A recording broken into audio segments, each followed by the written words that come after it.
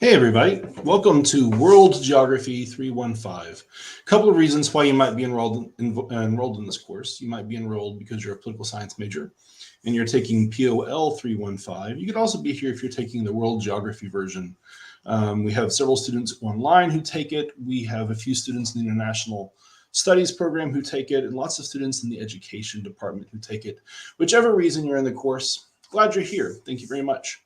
What I want to do in this video is a couple of different things. I want to first of all run through the syllabus, make sure that all the really important details have been covered. I'm also going to try to make sure that I cover all of the questions that are on the syllabus quiz, though if I miss something and you can't figure it out, if it's not in the video, just go ahead and shoot me an email and I'll see if I can help you. Second thing I want to do is I want to do a quick walkthrough of what the Moodle website looks like. So that way, as you move forward, you can kind of get a sense of what you're going to see as things are slowly unlocked and revealed to you. Also, a little bit about what you're going to have to do over the course of the semester, included all of the ungraded assignments that you might have to deal with.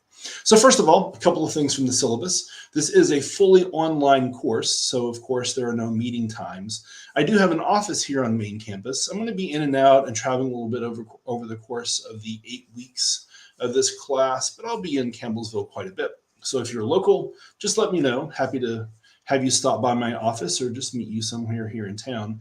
Also available for meeting via Zoom if that's ever necessary. I also have provided for you my contact information, a text number that you can use to send text messages if you need to.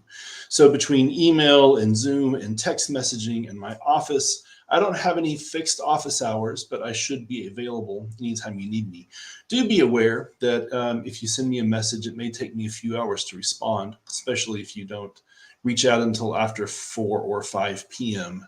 I'm less likely to respond at night than I am during the course of the day. I've also provided for you guys on the syllabus a course description as well as some of the course objectives. For a few of you, if you're taking this class as part of the online associates, this counts as a general education course.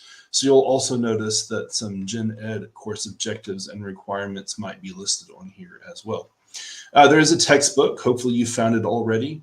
Anytime you're trying to find a book for any CU class, the best place to go is, of course, the bookstore. But we do provide a copy of the course information, course materials information on here to help you out if you haven't figured it out before the class starts. In terms of the course requirements, there are really only 2 different types of graded assessments, and then a third type of assessment that is not graded. And that's all you have to do over the course of the semester. You just might have to do quite a few of them. In terms of the ungraded assessments, everything that you do, every lesson that you attempt, every unit you have to get through. In fact, even to get to the first unit, there's going to be something called a checkpoint quiz. These aren't graded in the sense that they don't count towards your grade. In fact, you'll never be told what your actual grade is, and you probably won't be shown the questions or the answers either after you've completed the quiz. Rather, the purpose of these checkpoint quizzes is just to make sure that you've done the readings, that you've learned them well enough, and that you can take a multiple choice test to say, hey, I'm ready to move on to the next step.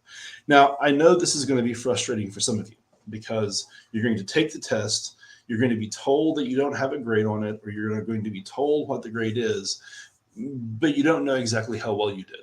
So with the first of these, the syllabus, for example, you'll never be told what your score is. You're never going to be told what questions you missed.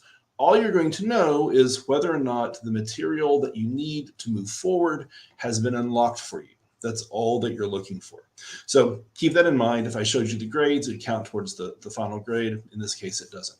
So with the syllabus quiz, just keep trying until the first lesson opens up. And with all of the future checkpoint quizzes, just keep working on them until you get a chance to see the lecture notes or the other material that I'll show you when we take a look at the Moodle page. In terms of graded assignments, there are 2 types. There are going to be 12 lessons over the course of this term. These 12 lessons are going to be grouped into units, and what you'll have to do is just go through each of these lessons and take or complete one alternative assignment. You only have to do one per lesson, but you do have to do at least one. For each of the units, you're going to have a multiple choice test that's going to cover all of the material from all of the lessons that you've completed over that unit. Again, that's going to make a little bit more sense whenever we go and actually check out the Moodle page. Now, all I'm going to do is just take your average from all of the alternative assignments. I'm going to average them together. You're going to get an AA average that'll count 50% of your grade. I'm also going to take all of the grades from all of your unit exams. I'm going to average those together, and that's going to count towards your final grade. There is, however, one exception. While you're only going to have to take the unit exams, I am going to provide you the opportunity to take a cumulative final if you wish. You don't have to. It's just there to help you out. If you do take the cumulative final, you'll be able to use that score to drop the lowest of your unit exam grades. So if something happens, maybe your book shows up late and you don't get a chance to do the unit exam for unit 1, or maybe you do a really bad job, or maybe something happens over the course of your first summer term and you aren't able to do well on one of the 5 unit exams, no worries. Just take the cumulative test. It's there for you. You can use it to drop your lowest unit test. So only 5 will count, even though there are a total of 6 exams available over the course of the term. Some information on the syllabus about etiquette and policies. We don't have any discussion boards. I'm kind of not a fan of discussion boards, so you don't have to worry about those very much. It looks like the dates on the syllabus aren't quite right. I apologize for that. I'll fix it on the syllabus, but they are correct when we take a look at the syllabus or the course outline that you'll find inside Moodle. Don't cheat. All of the assessments that you have to do are going to be ran through a plagiarism checking software. If I find an example of it, then you're going to fail that assignment. If I find 2, you will fail the class. I'm going to be posting a separate video on how to do well on the alternative assignments on Monday. So check that out, and I'll talk a little bit more about those policies. You'll also find the institutional policies that are standard on every single one of the syllabi you have here at Campbellsville University. Pay particular close attention to our Title IX statement. If you find any objectionable material, anything that you think might violate our Title IX policy, be sure that you email either EJ Pavey, the Title IX coordinator, or the Director of Human Resources and let them know. I'd appreciate it if you let me know too. There's going to be lots of videos and external content that I've shared with you guys. And if you think something's objectionable, let me know. If I agree with you, I'll take it down and make sure that it's not going to be in future semesters. That's basically most of the material that you need for the syllabus. Let me go ahead and show you what the course is going to look like, and I'll walk through basically most of the same stuff all over again. Now, you should already be able to see the basic course outline. The basic course outline gives you all the dates. Again, this is correct. The syllabus probably will be too before you check it out, even though it wasn't quite correct here a second ago. You'll notice that there are the 12 lessons that I mentioned. You'll see the asterisks next to the lessons that contain the 5 unit exams that count towards your grade, as well as the asterisks for the cumulative final, which you can use to drop your lowest test grade from the 5 units. Each of these lessons is going to have an open date. It's going to have a close date. And if you do the math, you'll notice that means that each lesson will be open for 6 days. If you've ever taken an online class with Campbellsville University, this is pretty standard. You're going to have about 6 days or 7 days to attempt and complete the content that you have to do for a lesson. What makes this course a little bit different, and it's important you pay attention to this, is that the open dates are not always going to be on a Sunday or a Monday. In fact, they're usually not.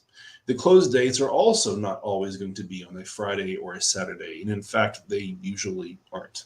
Rather, what you're going to find is that you have 6 days per lesson, but because there are 12 lessons and not 7, which is the number of weeks we have for this semester, the open and closed dates are going to be kind of staggered. So a new lesson opens about every 3 to 5 days.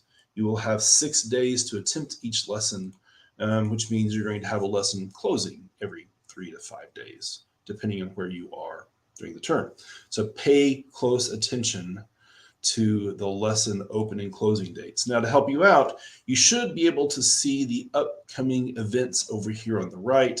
It will keep you on target for when each of the assignments will be closing over the course of the semester, if you have the ability, if you have access to that, and you've set that up properly. You'll notice the syllabus quiz. Again, every lesson has a checkpoint quiz.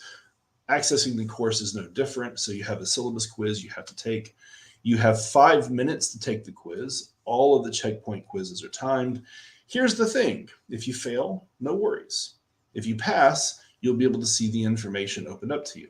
But if you don't pass, you'll just simply have to wait 10 minutes before you're allowed to take the quiz again.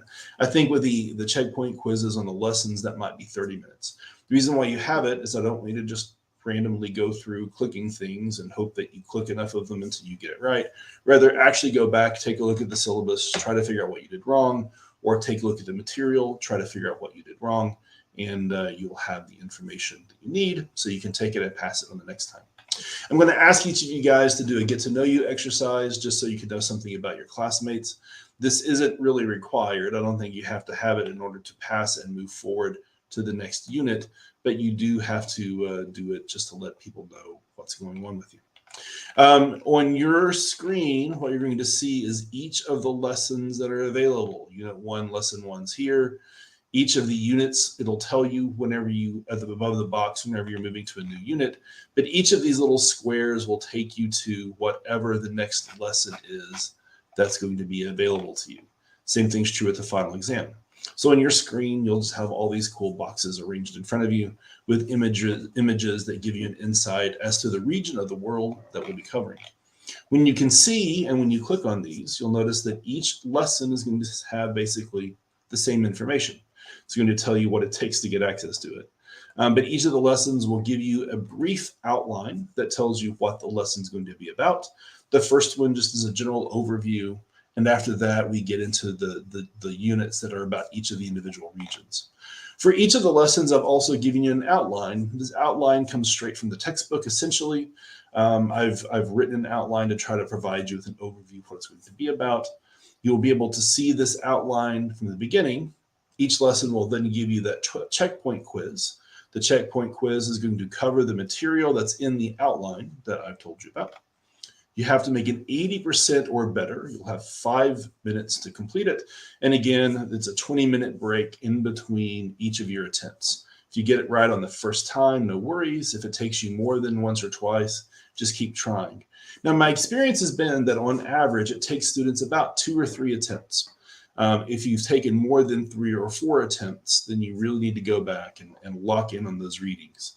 But on average, most students get it done in about the 2nd or 3rd attempt for each of the checkpoint quizzes, including the syllabus quiz. Now, I mentioned the alternative assignments. Here's how those work. For each lesson, you're going to have 2 or 3 readings that I'm going to ask you to do in addition to the textbook. You should read all of them. All of them are available to be included on the tests. However, you only need to answer and respond to one of the alternative assignments for each of the lessons. In fact, I will only grade the first one that you attempt in terms of time. So if you do the second one first, that's the one that gets counted towards your grade.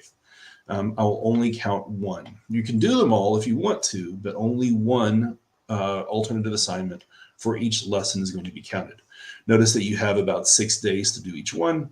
And so the first one, the clock has already started ticking. It is due on May the 13th on Friday. After you have attempted the alternative assignment for the first one, and after the second one is opened up, exact same format: information, objectives, course outline from that lesson or that chapter checkpoint quiz, followed by 2 or 3 alternative assignments that you can choose from, only one of which you have to do. For each of the lessons that has an asterisk next to it, that's where you'll find the unit exam. For the first one, I'm going to go a little bit easy on you. It's a 20 question test. For the first one and only the first one, you'll have 2 attempts to complete it. It takes your highest grade from those 2 attempts. For all the ones after it, however, for all the future unit exams, you're only going to have one attempt and not two. So be aware from that. Also be aware that the amount of time that you have fluctuates based upon the number of questions that are on the test, the number of lessons in the unit. So you won't always have 20 minutes. It could be longer or shorter over the course of the semester. So I think that's about it. That's all the information that you need from the syllabus. You know where to find the deadlines. You know you have 6 days for each one. You know what the checkpoint quizzes are all about and how many alternative assignments you have to have, one per lesson for 12 lessons, and that you only have to do 5 unit tests, but the 6th cumulative one is there available for you. So if you have any questions, please do not hesitate to send me a text message or send me an email. I usually get back to you within about 24 hours. Usually it'll be less than that, but depending on the time of day and what's going on, it might take me a little bit longer. I'm going to have a copy of this recording here. You'll be able to see it. And then, as I said, tomorrow, there's going to be another one opening up for you to give you some information on how to do well on the alternative assignments. So until I see you guys in person, or we get a chance to talk via chat or via email, hope you have a good semester. Bye.